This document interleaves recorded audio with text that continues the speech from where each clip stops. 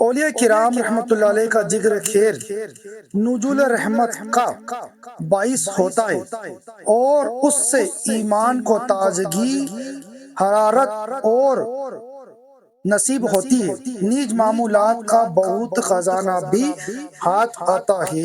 الغرض اولیاء کرام رحمت اللہ علیہ کی زندگی کا ہر پہلو اپنے انداز اصلاح کے ہزاروں مدنی پھول کے لیے ہوئے ہوتا ہے۔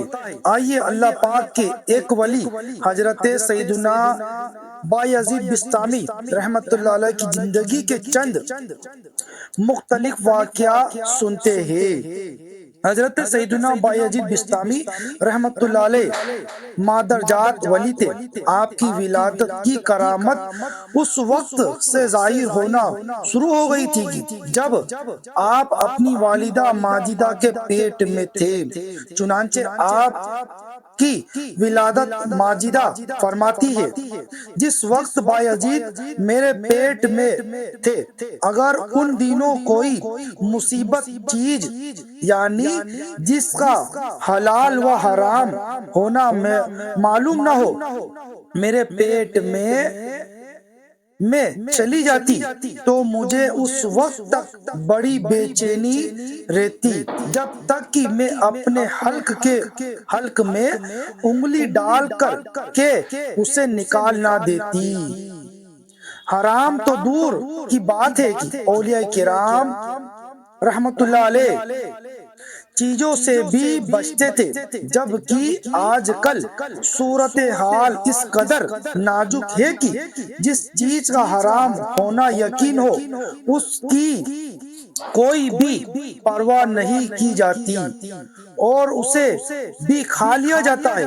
جیسے کہ بعض لوگ سودی کاروبار کر کے، رشوت لے کر،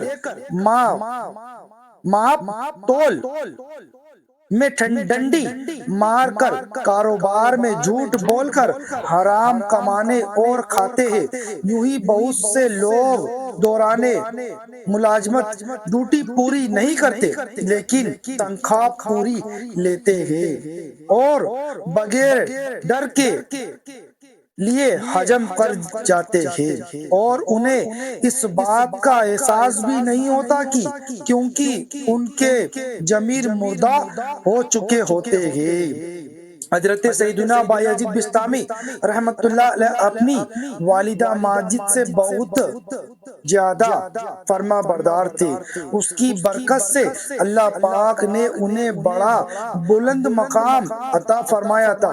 چنانچہ آپ رحمت اللہ علیہ اپنے بارے میں خود ارشاد فرماتے ہیں، مجھے اللہ پاک نے جو چیزیں عظمت شان عطا فرمائی ہے اس کی وجہ سے کہ میں نے اپنی والدہ کی بہت خدمت کی ہے۔ حضرت سیدنا بایزید بسطامی رحمت اللہ علیہ اپنی والدہ کے اتنے فرما بردار تھے کہ اس کی مثال بہت کام ملتی ہے۔ اس بارے میں آپ رحمت اللہ علیہ کا ایک واقعہ پیش خدمت ہے۔ حضرت سیدنا بایزید بسطامی رحمت اللہ علیہ فرماتے ہیں کہ ایک بار سردیوں کی سخت رات میں میری ماں نے مجھے پانی لانے کا حکم دیا۔